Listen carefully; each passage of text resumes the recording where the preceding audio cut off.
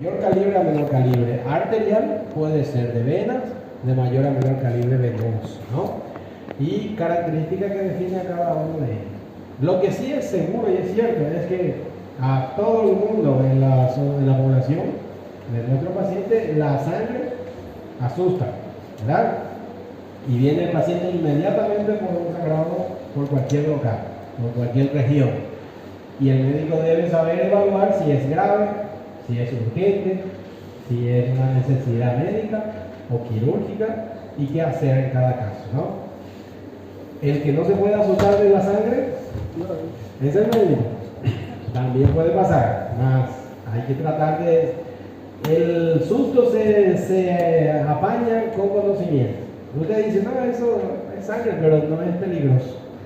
Ese sí es sangre muy peligrosa. Y ahí ya uno va justificando, ¿no? Bueno, entonces, ya hablamos de esto. Hemorragias internas y externas.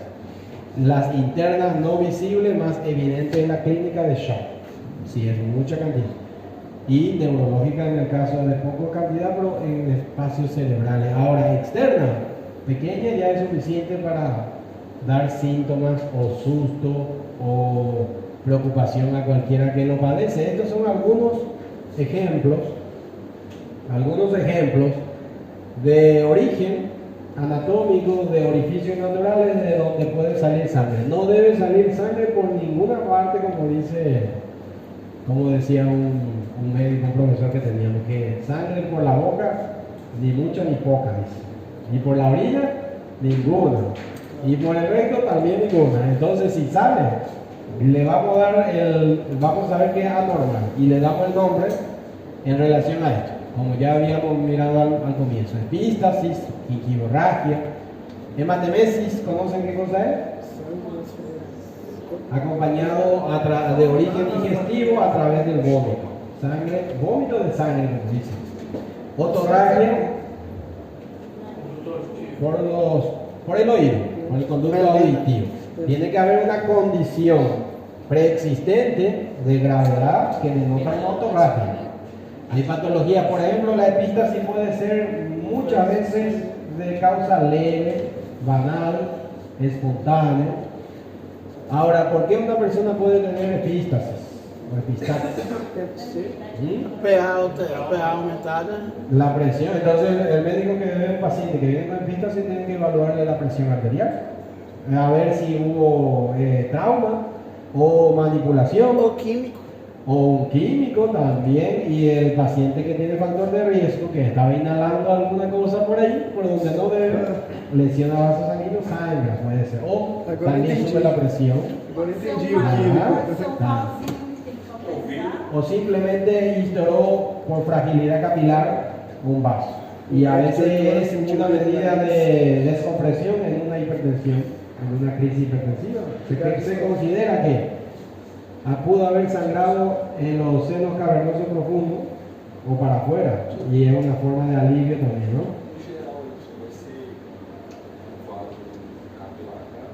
Sí, la mayoría. Los capilares son el conjunto de ambos, de la intersección, ¿no? Donde acaban los capilares, las arteriolas, y comienzan las vénulas, en el medio están los capilares de irrigación y de drenaje. Está en el medio de la intersección de ambos. Entonces hay que saber por edad, antecedentes, condición, característica, volumen, localización, a qué obedece esto. De la otorragia puede traer consigo un problema subyacente grave, puede ser trauma de base de cráneo, puede ser un accidente cerebrovascular, el paciente siempre va a tener una condición de comunicación del oído externo con el oído medio, porque hay una membrana ahí, ¿no? ¿Cómo se llama esa membrana? No, por fuera del oído medio, el oído externo, el tímpano. Entonces debe haberse instaurado la membrana timpánica para tener salida. Y hay algunos pacientes que tienen aquello o por el trauma o porque ya tenía y acaba de sangrar. Si no sale, tiene otro nombre. Tem isso, qual o nome desse sinal quando não sai, que fica... Me adelante. No, ese es otro trauma. Aquí, Não, el trauma- ele pega a região auricular. el DCE de base de cráneo es signo de Battle. Tem o de baixo também.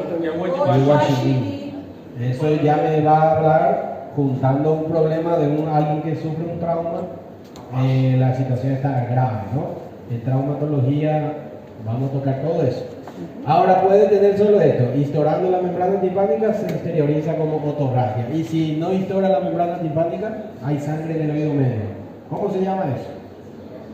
¿Ese también de TCE o de otra causa? El paciente puede tener sensación de oído ocupado, otalgia, dolor, hipoacusia o sordera momentánea, fugaz. Y eso se llama, ese problema de sangre en la membrana, en el oído medio, se llama hemotímpano. Se llama hemotímpano.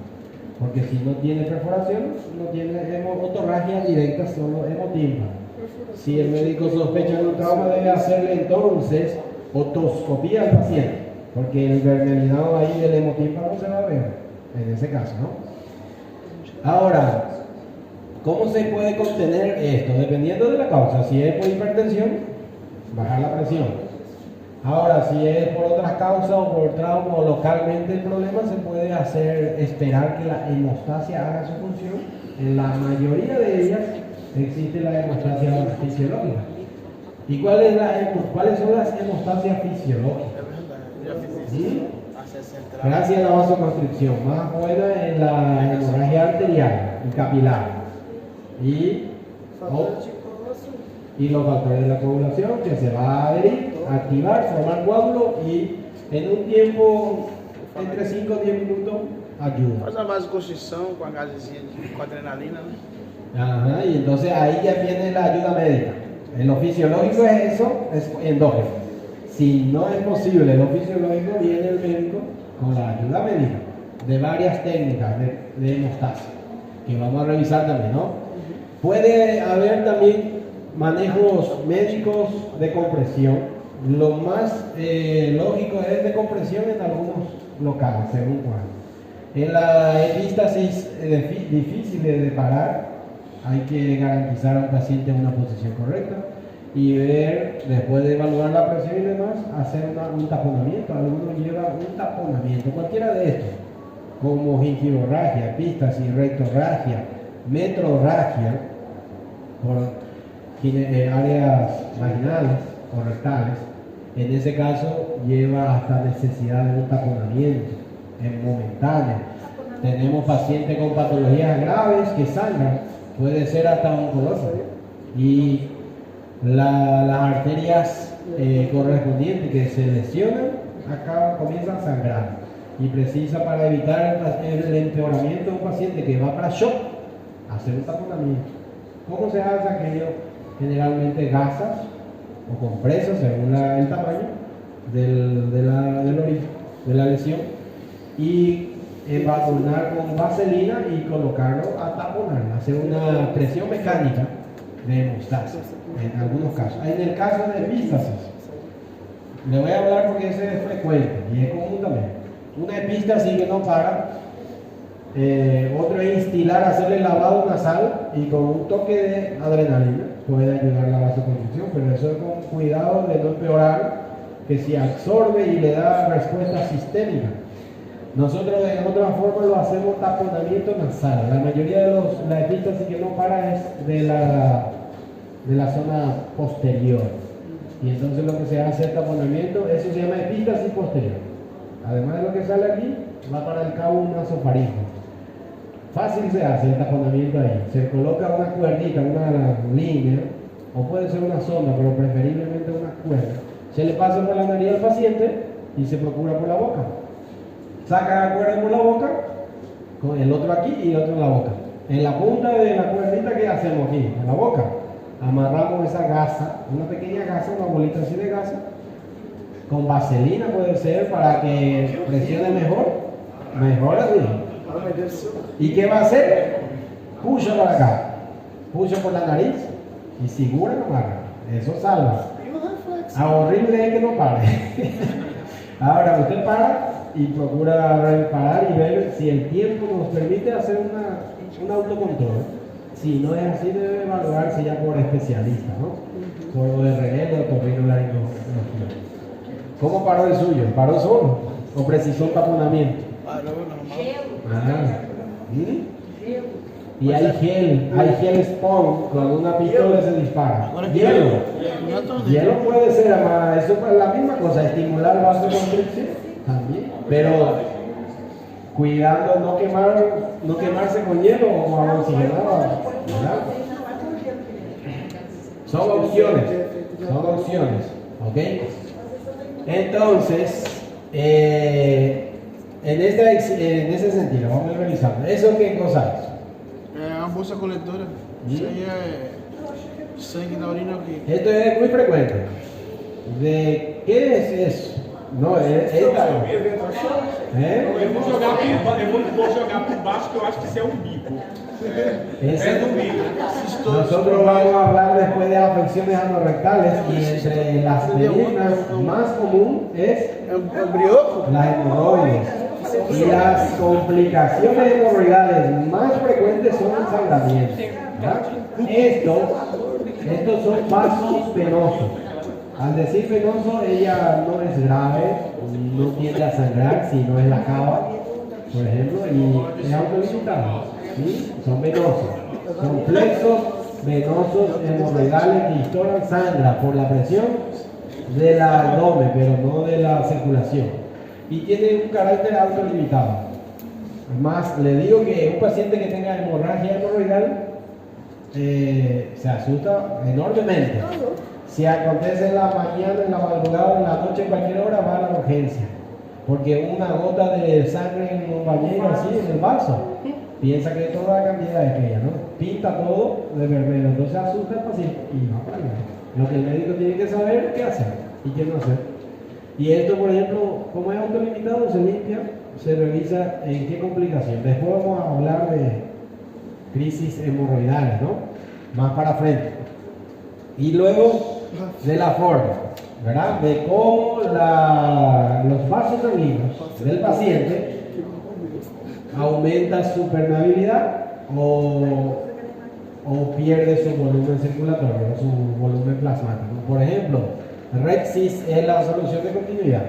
En todo proceso de trauma, de herida, va a lesionar vasos sanguíneos, como sea pequeño o mayor calibre que va a salir.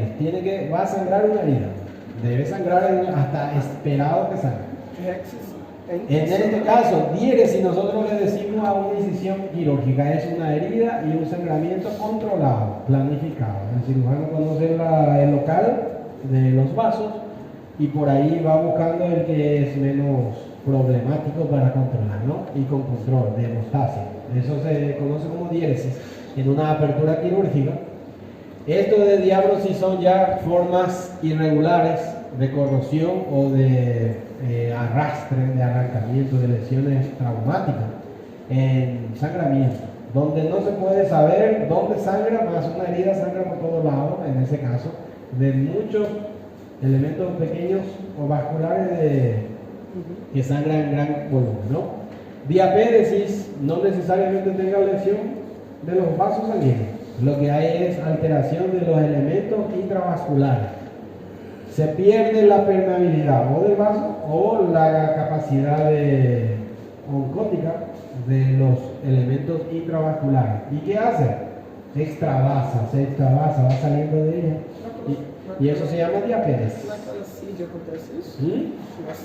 Por ejemplo, y en fases graves, el fenómeno de Barreiro, en su fase de hipocoagulación, que se acabaron los elementos de la coagulación, comienza a tener diapédesis, ¿no? Y sangramiento espontáneo por mucosa y por cualquier tejido. Caso extraño. Y otra forma de diapédesis excesiva.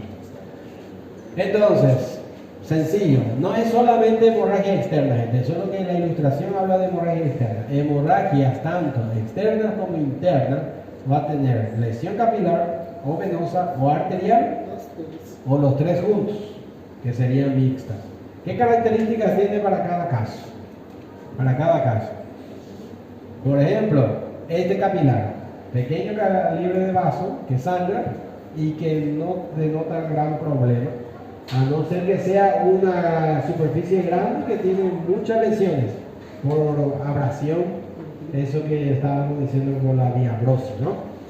Puede traducir más volumen. Por ejemplo, la hemorragia venosa, como ustedes ven ahí, y como dice, sangre que cae por escurrimiento, en napa o babeante, como he dicho, y el color de la sangre así como se ve, ¿verdad? Porque es rojo oscuro,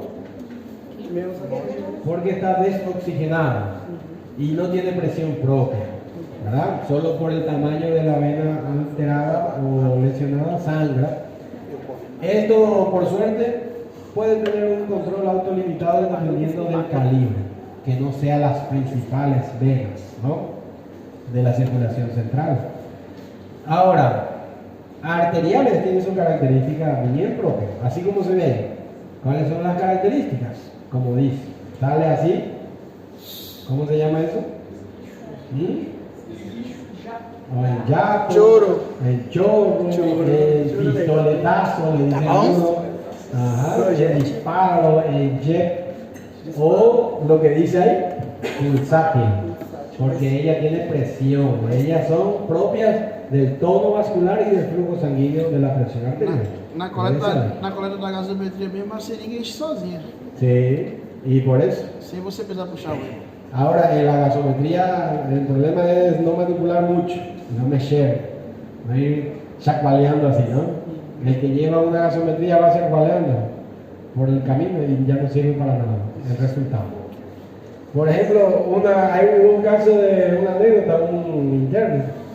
En la urgencia llega una señora con una herida aquí en la cabeza, cubierta, y al revisar la herida, un sangramiento de esto, una hemorragia, se le mueve la boca. Directamente. Ese era evidentemente arterial, ¿no? Al momento ya sabemos que dicen, se me fue toda la sangre en la boca. Por lo menos sabemos que es hemorragia arterial de la señora. Y lo otro que no tenía máscara, y lo otro que tenía la boca abierta. Barriga verde. Dice el interno, es dulce. Ya, fíjense, nos ayudó a diagnosticar más cosas en la señora, ¿no? Y que la presión estaba alta también. Uno dice, mira la presión, el azúcar, y revisa que es arterial, y ya. Pero uno tiene que esperar que acontezca aquello y va con profilaxis, con bioseguridad, para que vea la importancia de óculos, máscara, fechar la boca por lo menos, y que tratar de que no vaya en la boca. Pero peor es que vaya en los ojos también. Entonces, nada más me llamó la atención eso, ¿no? Pero quedó así en anécdota esa atención que tenía. Bueno, entonces, estos son con posibilidades de mayor cantidad de sangre, de mayor dificultad en la hemostasia y de posibilidad de no autocontrol, entonces necesitan ayuda médica, ¿no? Sin embargo, la ayuda médica sí es sencilla, es fácil y es rápida. Ahora, cuando es de localización interna del problema, donde lo único que haríamos es reponer pérdida al paciente y llevar a un quirófano para explorar el espacio interno en algunos casos. La mayoría sí se comporta en mixto. A fin y al cabo, vemos cada uno, pero encontramos pacientes que vienen con sangre mixta, hemorragia de origen mixto, ¿no? Pero se entiende cada uno cómo es. ¿De acuerdo? Ustedes ya están familiarizados con esta tablilla, con esta tabla, ¿no? Del shock, de la hemorragia, lo que dice la ATLS, que nos ayuda a estimar pérdida basada en los signos vitales, a los bioparámetros, y al mismo tiempo qué tan grave está el paciente, basado en lo que sabemos de shock, y al mismo tiempo también cuál es el tratamiento que va a llevar basado en la cantidad de pérdida, del volumen y todo que falta aquí en una línea de tratamiento, ¿no? De la expansión de volumen, cristaloide, coloide y sangre. Si el paciente comienza por aquí, comenzamos con sangre, o por aquí, sangre. Pero si la mayoría se comporta del comienzo leve, por allá grado 1 o 2, sabemos que no es necesario directamente ir con sangre. Solo parar que sangre, reponer la volemia, garantizar la oxigenación, recuperar la presión y que el paciente orine.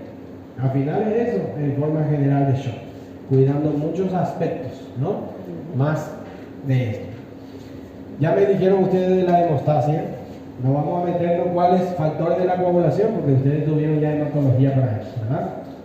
Ahora, fisiológicamente acontece en un tiempo determinado que si tienen capacidad propia fisiológica de tono vascular, el que mejor tiene vasoconstricción, ¿cuál vaso es? Arterial, ya les dije, ¿no? Los vasos arteriales que tienen musculatura lisa responden mejor en el autocontrol si es de pequeño calibre, y si es mayor ya es más difícil, si es vena es más difícil. Nosotros ahí es donde entramos en función de ayuda de parar la hemorragia del paciente, en la hemostasia de manejo médico, ya sea quirúrgico y ya sea temporal o definitivo. Eso es lo que vamos a hablar. ¿Cuántas formas de hacer hemostasia? Hay todo eso que se ve ahí, de una y otra, dependiendo de la localización, de la gravedad, de la urgencia, del volumen y el sentido común del médico. Debe hacer uso de él. Conoce todas sus posibilidades y utiliza cuál, ¿no? Es importante saber hacer hemostasia. En la ATLS de trauma actual está la atención PAGA-ATLS, que es colocar una letra primero para esto mismo, ¿no? Que es la X. Y nosotros hablamos en general así, desde la X hasta la I. Después en traumatología hablamos. Eso es lógico, dicen algunos, sí, de hacer un control del sangrado, pero a veces no se hace. Puede ser porque la persona no conoce o no lo hace, o varias razones. Los primeros auxilios de atendimiento, de salvar vida, alguien debe conocer la mayoría de las personas que trabajan en una población. Guardias, policías, bomberos, socorristas, paramédicos y estudiantes de medicina, enfermeros y más razón médicos, ¿no? Por ejemplo,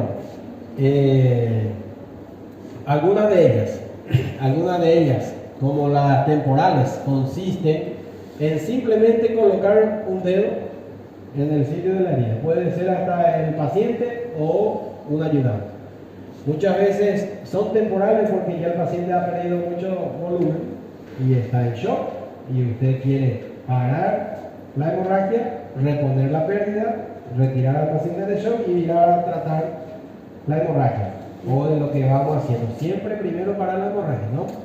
Y el temporal ayuda a ganar tiempo en evitar complicaciones de shock y virar al manejo definitivo.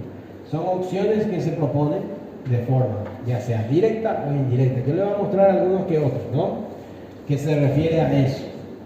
¿Ok? Por ejemplo, siempre, como dice aquí, y ahí está el protocolo. Antiguamente la hemostasia iba en la ATLS, de la letra de la ATLS, era en la C, ahí en circulación.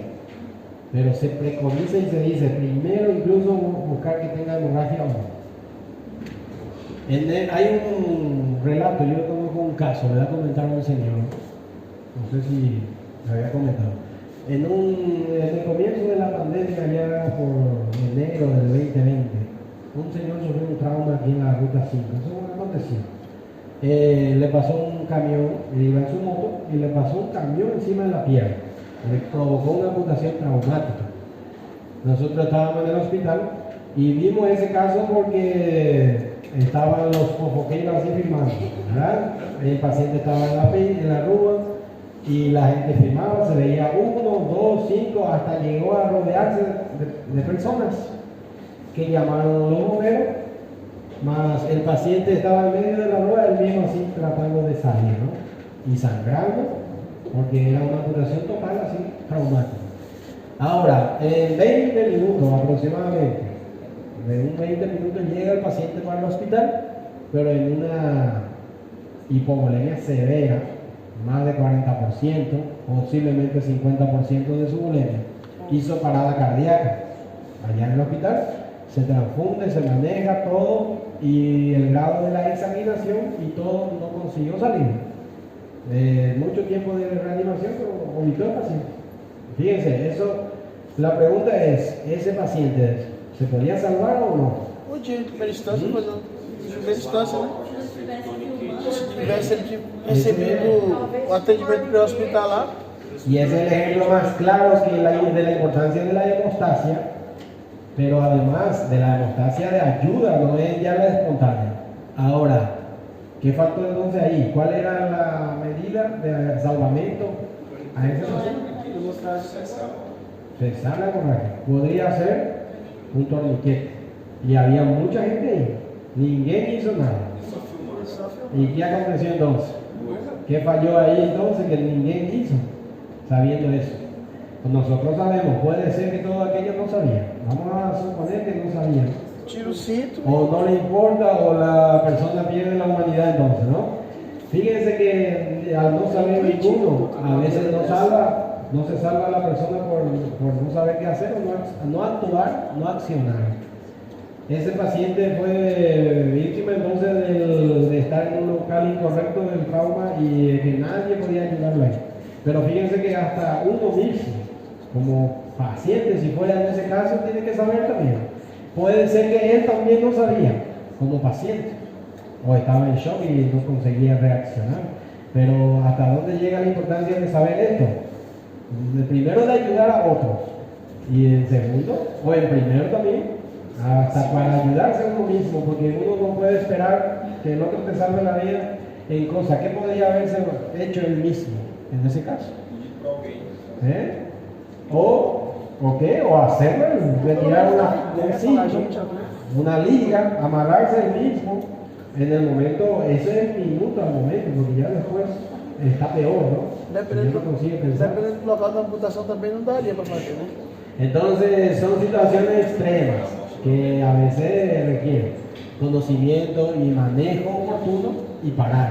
Un torniquete que se puede aplicar en miembros y hay lugares donde no. Por eso que hay dos formas de parar una hemorragia importante. Vamos a ir hablando de eso. Lo que sí siempre debe ser hecho en el primer momento. Eso se repite muy frecuentemente, que la ATLS coloca en el que haga ATLS una X primero, porque no es solo ese ejemplo. Se ve que muchos pacientes acaban complicándose mucho más porque falta una rápida hemostasia. Ahí está el ejemplo. Este es el interno y este es el médico y le pregunta, ¿qué hacer? ¿Qué usted hace? Ahí paró ya. Vamos a ver qué acontece. Buena intención, mas no dio cierto. La peor cosa que hizo fue tirarle tirarle entonces, similar al relato que le hice del interno que llevó una boca, ese tiró en la cara, ¿no? Eso es el profesor entonces. Bueno, eso es para brincar nada más. Ahora, lo que debemos saber es garantizar condiciones generales de un paciente. Nosotros después vamos a hacer, hablar en el décimo del ATLS completo, ¿no? Letra por letra. En este caso, en general, ¿qué haríamos? Fíjense, pero igualmente se puede mencionar qué uno haría en el escenario de un accidente, de un trauma, cuando afuera del hospital. ¿Qué acontece? Uno va caminando con su chaleco así y tiene un paciente ahí mismo por cualquier eventualidad y lo llama, le dice, doctor, venga ahí. Y usted es el médico en ese momento. ¿Qué va a hacer? ¿Y qué va a hacer? Hay que ir, no puede salir fugiendo de ahí. Observar a cena se está segura, né? Observar se tiver com a cena segura. ¿Y quién le decía? ¿Qué iba a decir? Deu primeiro. Cena segura. Ah, sí. Eso es la bioseguridad del local. Uno tiene que llegar y con toda la voluntad presentarse para ayudar. A ver, valorar la bioseguridad del paciente y del equipo completo, del personal de salud que va a trabajar. Porque puede ser en medio de una grúa, un tráfico, o un incendio, o un peligro de derrumbe, o de electricidad, o cualquier cosa. Garantizar una protección de bioseguridad. ¿Y otra cosa más? Tem que andar com a luva no bolso. Y sí, en el mejor de los casos. Si no tiene, bueno. ¿Y qué más? ¿Qué más hay? Usted tiene que escoger rápidamente si tiene posibilidad de alguien que le pueda ayudar. tanto en el local como para llamar al SAMU, porque si no se va a quedar todo el tiempo con un paciente. Si nadie le ayuda, nadie llama. Y eso es rápido, ¿no? Y luego evaluar ahí se activa el protocolo de la ATLS al mismo tiempo, desde la X, de la A, B, C, D, E. Ustedes conocen qué se hace en cada parte, garantizando que el paciente, lo segundo entonces de la hemostasia, ¿qué cosa es? Que respire. Y lo tercero, Circulação, certo? no, si es una X primero. A sería vía aérea, airway. Y lo otro, ventilación, que es bridges, ¿no? De la buena capacidad ventilatoria. La A es de la vía aérea que introduce el oxígeno abriendo vía aérea. Y si está óptimo, evaluar cualquier proceso obstructivo en la vía aérea. Ahora, en la capacidad torácica, respiratoria, pulmonar, que consiga respirar un paciente. Y de ahí, Circulação. Dentro dessa circulação e perfusão, eu queria perguntar, por exemplo, você nota que há uma proeminência no membro superior, no braço. Ali tem a fratura, sim. certo? Só que não está exposta totalmente. Só que o braço do paciente também, você vai acertar o braço do paciente para colocar ele em Hay que valorar hasta qué punto no produce mayor lesión vascular. E com isso você vem acompanhando. E o medo de fazer isso, gente? Por ejemplo, hay que ver en qué características son las fracturas. Una fractura en bisel direccionando al vaso, dejar ahí igualmente tiene riesgo. O saber que si va a posicionar, tiene que tener un movimiento, una manipulación cuidadosa. O colocar, generalmente se traiciona y se coloca en posición. Se procura después de evaluar a ver la posibilidad de recolocar, de reducción se llama en ese caso. Ahora, si no se anima a hacerlo y no sabe cómo hacerlo, ahí es donde se dice mejor dejar, ¿no? Pero de poder hacerlo es mejor hacerlo, de saber hacerlo. Porque nesse manejo você pode romper um vaso. Se rompe cuando no se entiende para dónde está direccionando y apuntando el vaso, ¿no? En esos casos.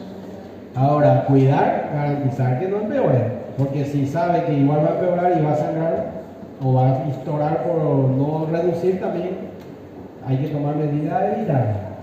Entonces, el AC de circulación o circulation ahí garantiza actividad cardiovascular y periférica, vasos sencillos. Y la hemorragia va otra vez dentro de eso. Pero tanto así que llega el médico y ¿qué hace? ¿Controla qué?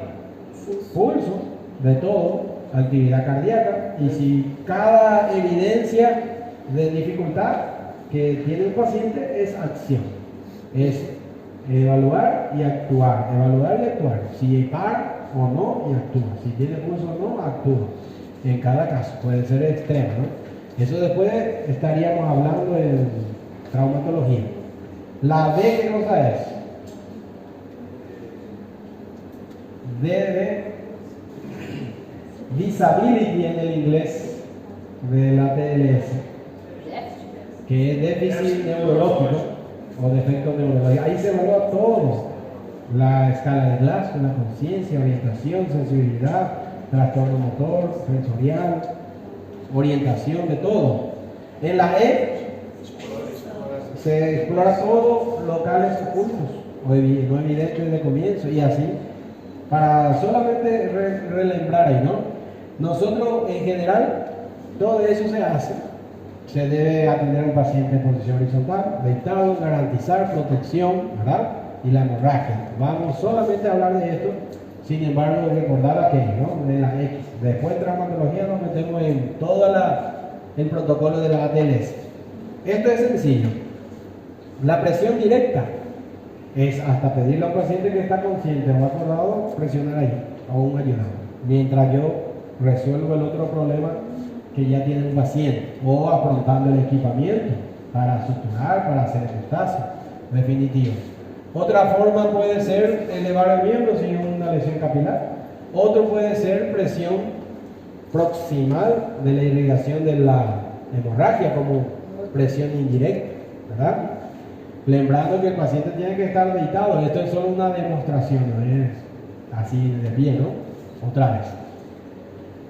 Crioterapia, ¿qué cosa es? Una forma de hemostasia también puede ser, ¿no? Introducción. Leen todas las opciones de hemostasia, porque a veces se le pregunta, diga 5 opciones de la hemostasia en el paciente, del manejo médico. Y usted divide temporal y definitivo y habla de todo. Crioterapia, ¿para qué me puede servir en un paciente de herida en ese caso? Y es colocar hielo en un saco de hielo en una lesión. ¿Cuál lesión? ¿Cuál herida? Que mencionamos herida de usted. ¿A quién le va a colocar eso? Simple, ¿de cuál? La contusa. ¿Cuál contusa? Porque hay una contusa que no expande y otra que sí expande. Las contusiones que tienen hematomas, ¿y hematomas de cuál? Un hematoma expansivo. Cuando crece el hematoma, ¿qué lesión vascular va a ser? ¿Cuál? ¿Y cuál? ¿Cuál lesión? Pues para no llegar a eso, y si ya llegó hay que hacer otra cosa más. Es arterial que va creciendo, sangramiento, y nosotros ayudamos aquí a hacer vasoconstricción y por la compresión ayuda. Es una forma temporal a contener, y si ya paró con eso, perfecto, ¿no? Ahora, medidas extremas. En ese caso que hablamos del torniquete del Señor, y un ejemplo, una amputación total lleva torniquete en miembros. Cuidado del torniquete, todo el mundo sabe cómo hacer una aplicación de torniquetes. Existen torniquetes industrializados, una cinta que coloca brasa y parola, ¿no? Ahora, la mayoría, como dice él, tiene que tener un saco ese para cuando precisa. Sin embargo, cualquier cosa sirve para hacer un torniquete si se usa correctamente. Precisa 2 paños. Uno puede ser cualquier correa, cualquier cinto, y aquí hay que tener un apoyo, un pequeño travesero, por decirlo así. ¿En dónde se presiona? Se coloca así y se coloca en la zona vascular. Ese travesero va en la zona vascular que se quiere trancar, ¿no? Obstruir.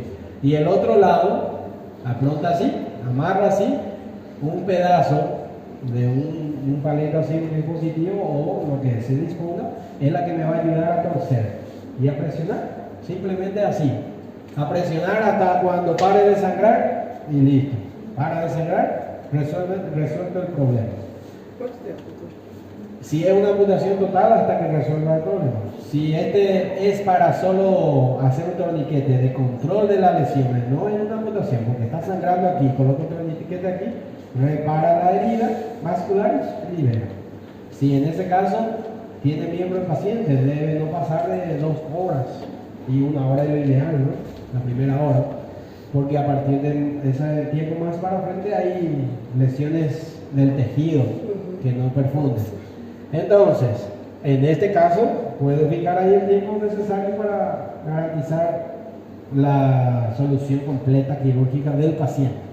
Professor, Aham. no caso de fazer um translado do paciente, o torniquete, não tem risco de necrose? Tiene cuando más tiempo pasa, pero 1 hora, 1 hora e meia, fazer um translado.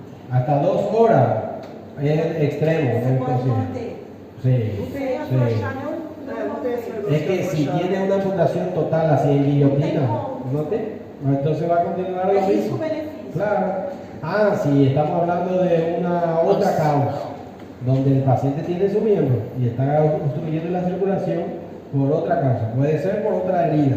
Habría que buscar reparar la herida para no sacrificar todo el órgano, el miembro, ¿no? En ese caso. Ahí en esos casos puede tenerse en cuenta lo rápido de la solución para liberar el torniquete. Nesse caso, você faz que nem no chorinho, você controla a saída do sangue.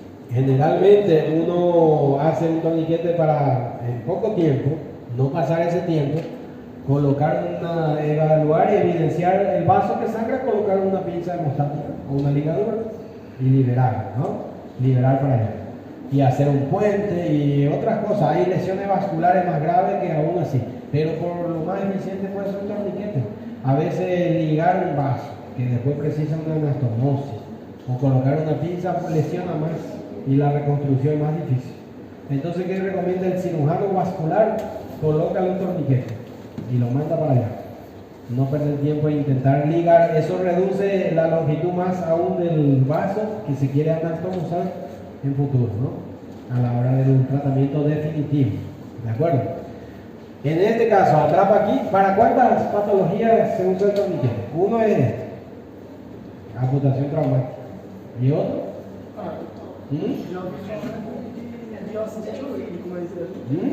¿Cuál? Já foram citados nos autores de acidente ou físico, mas Y eso está en discrepancia, que sí, que no, pero depende, para no convertir en una intoxicación, una toxicidad, un envenenamiento masivo al paciente. Y si es rápido, lo que es cierto es que casi siempre es tarde el hecho del uso del torniquete y ya circuló el veneno y está sacrificando el órgano más rápido, ¿no? Al momento ya circula el veneno. Otro. Ok. Ya, ahorita vamos a acabar de hacer. Bueno, ¿qué más? Otro. Posibilidad de necesidad de torniquete. En un esmagamiento, en una fricción, una fractura de huesos diafisarios, se puede formar embolismo o de coágulo, o graso, o de foco séptico. También hay en un aplastamiento, en una fricción de miembro donde se destruye masa muscular, que el otro día hablamos, puede circular por rhabdomiólisis, puede llegar a lesionarse los riñones del paciente, lleva un torniquete, porque usted sabe que está protegiendo aquello, ¿no? En esos casos, ¿está bien? Si no se puede hacer torniquete, se hace un packing, o empaquetado, o empaquetamiento, porque hay locales donde no se puede hacer torniquete. Por ejemplo, en el abdomen, en el tórax y en el pescozo, ¿no? Ahí se da colocarle un torniquete al paciente ahí, va a parar de sangrar, no va a dar cielo. direto na fonte vai parar. Y entonces saber que su opción va a ser pular para otra opción y no el torniquete. Ahora, sin embargo, siempre en medicina hay una excepción. Si el paciente tiene una herida cervical baja, aquí, usted sí puede colocar un torniquete de un yeso. ¿Cómo sería? Por debajo de la axila. Coloca un empaquetado y presiona combinando empaquetado y torniquete. Y le hace un vendaje aprovechando la axila, presionar aquí, o contrario. Pero nunca amarrarle una gravata ahí, ¿no? Entonces, el empaquetado correcto es como se ve aquí encima y frecuentemente se hace mal y así, que lo hacen así. ¿Qué es lo que queremos hacer? En un paciente que tiene una herida importante, la idea es llenar una gasa, una compresa estéril en el hueco de la herida que ya se limpia y que ya no tiene cuerpo extraño, más no se sabe de dónde sale la sangre. Eso es una laguna de sangre, ¿no? Lo único que hacemos es cubrir, meter adentro. Si se cubre así, va a seguir acumulando esto y sigue sangrando el paciente, entonces ahí es ineficiente. Este es el ejemplo de un caso real, ¿no? En el tronco, una herida importante, de vaso importante, que sangra, un paciente que ya está en shock, que usted quiere que pare de sangrar para retirar a un paciente de shock y luego mirar ahí, o para trasladar, pero no puede ir sangrando, ¿no? Hace una hemostasia, la eficiencia aquí es el empaquetamiento. Isso é o que? No empacado. Isso é Lo força, que força sea. direita e esquerda aí. Y estas son lesiones graves. Por ejemplo, ¿cómo es eficiente? Cubriendo. Puede ser la raíz del muslo que puede acontecer, puede ser el abdomen, puede ser el tórax. Cubre, es eficiente y ha hecho la hemostasia. Si usted ve que ya no sale, como cuando la última gasa que está encima ya no pinta de sangre, ¿no? Es blanco, entonces ha parado. Y a veces no desesperarse, pero cubrir. Y gana ahí y al mismo tiempo está tratando el shock del paciente. Si es en bases, en locales, de que se pueda vendar encima, mejor ahí, ¿verdad? En ese caso ya comprime. Esa es la condición correcta de garantizar una hemostasia, de reponer la pérdida de shock en un paciente, oxigenar y mandar, encaminar urgente, porque sabemos que es una situación grave, posiblemente una herida compleja o un trauma. Y eso es lo que debemos tener en cuenta. En el manejo definitivo existen muchas opciones. Eso ya lo hace el médico que tiene el equipamiento o el cirujano en el quirófano. Más debemos tener en cuenta desde lo que es una reconstrucción vascular o ligadura, los hemostáticos disponibles y térmicas, ¿no? Aquí nosotros hablamos de la crioterapia, por ejemplo. Sin embargo, citar nada más es mucho, no necesariamente saber ese detalle profundo de ello. Después, cuando hablemos de técnica quirúrgica y la sutura, vamos a practicar o hablar y ustedes practican en la clínica. Entre suturas también saber ligaduras. El lazado, el nudo con la mano es con ese objetivo o con la pinza. Amarrar un vaso sanguíneo. Lo fácil es amarrar, como dicen, ligar, hacer ligadura vascular. Lo difícil es encontrar el vaso. ¿Cuál es el vaso? Que está sangrando, ¿no? Porque todo está ahí en la sangre. Y ligar, si tiene una clipadora, más fácil ainda. Lo difícil es saber si es esto o si es esto, porque si liga un callado en la safena ahí, no va a dar cierto en el paciente. Tiene que ir a la rama que para la hemostasia. Entonces, a veces, si se ve visible un vaso sangrando en las arterias fácilmente, coloca una pinza y hace una hemostasia, sin machucar la vía principal, ¿no? Este es solo una ilustración de una anastomosis vascular. Ustedes ven que hay una sutura. Aquí hay una sutura. Aquí hay una pequeña línea de sutura en donde se hace una reanastomosis en un paciente de sección vascular, ¿verdad? Ahora, solo para tener en cuenta, después vamos a hablar de esto. Estos son equipos de electrocoagulación, de la energía eléctrica convertida en calor que conduce en el cuerpo y hace hemostasia, que ayuda bastante, ¿no? Para pequeños vasos, lesiones de pequeño calibre en general, ¿ok? Bueno, ya está ahí, gente. Hasta ahí.